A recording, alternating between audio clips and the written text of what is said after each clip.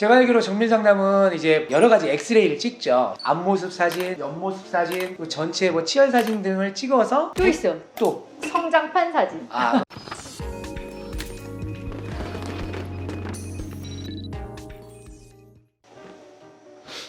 안녕하세요. 최인희 치과의 대표 원장 최기수 원장입니다. 최인희 치과 대표 원장 이정아입니다. 네, 오늘은 주걱턱 교정은 어떤 순서로 하는지에 대해서 한번 알아보도록 하겠습니다. 보통 주걱턱 교정 환자분들이 오시게 되면 제일 처음에는 무엇을 먼저 하게 되죠?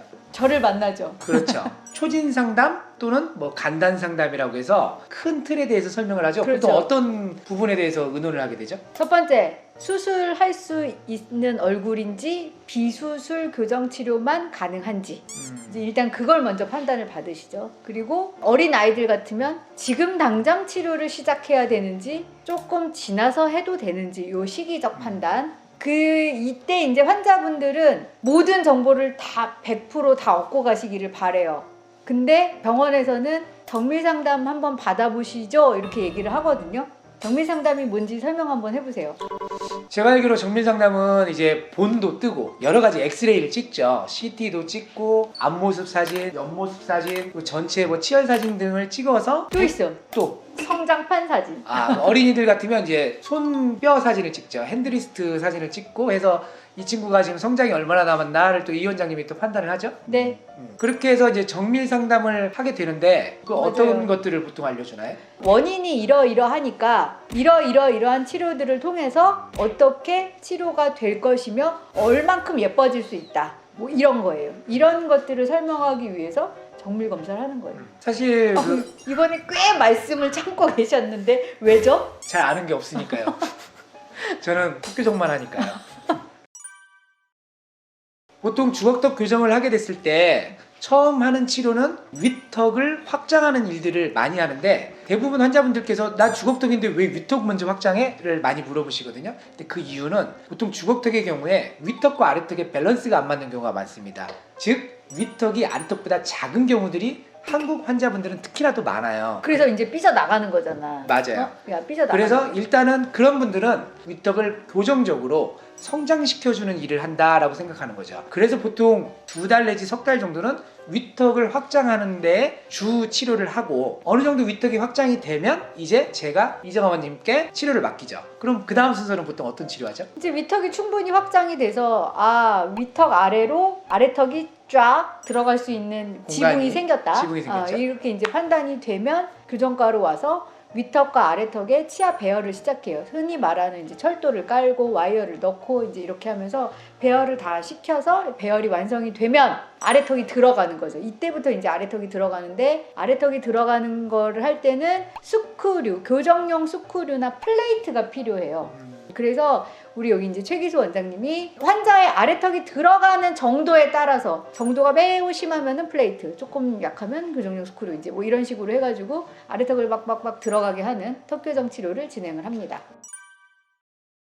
그래서 어느 정도 또 아래턱 교정을 통해서 아래턱이 좀 들어가게 되면 이제 거의 마무리 치료가 되는 거죠. 그렇죠? 아주 일반적인 루틴한 주걱턱 교정 치료라 하면 한 2년 정도 걸려서 마무리는 돼요. 아주 이제 쉬운 케이스. 네, 그렇죠. 조금 복잡하다 치면은 한 2년 반에서 3년. 2년 반에 3년. 아래턱이 이제 들어가기 시작하면 정말 뭐랄까 드라마틱한 얼굴의 변화가 이제 나타나게 되고. 그때 환자들이 제일 좋아해. 맞아요.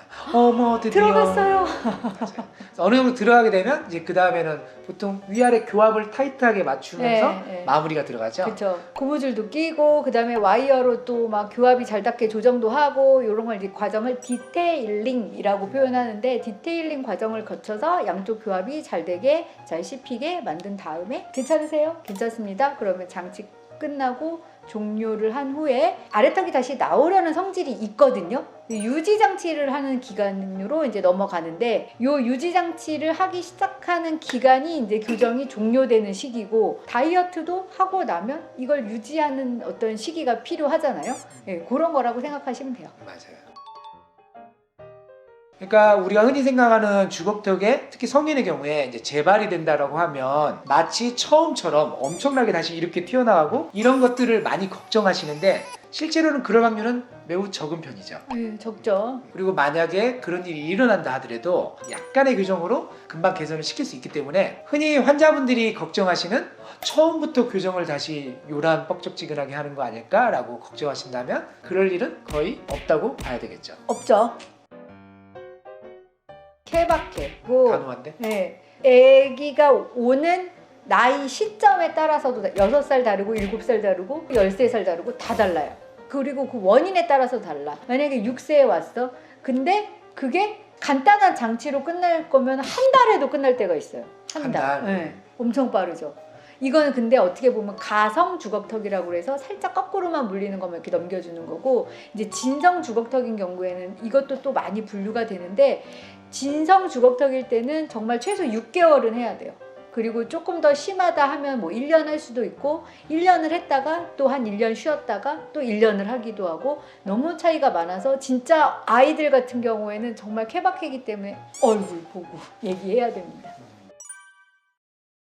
어린이 주걱턱 교정을 할 때 그 교정 시기에 대해서 어떤 의견은 발견 즉시 빨리 하는 게 좋다. 또 다른 의견은 아니야. 어차피 주걱턱 성장을 하면 계속 주걱턱일 테니 성장이 멈춘 다음에 하는 게 좋아. 라는 의견이 있는데 이 원장님은 어떤 의견이에요? 할 말이 많아요. 그래서 이 부분에 대해서는 다음번에 한번 심도 있게 다뤄보는 게 어때요? 좋아요. 정말 어색하군요. 좋아요와 구독을 눌러주세요. 감사합니다.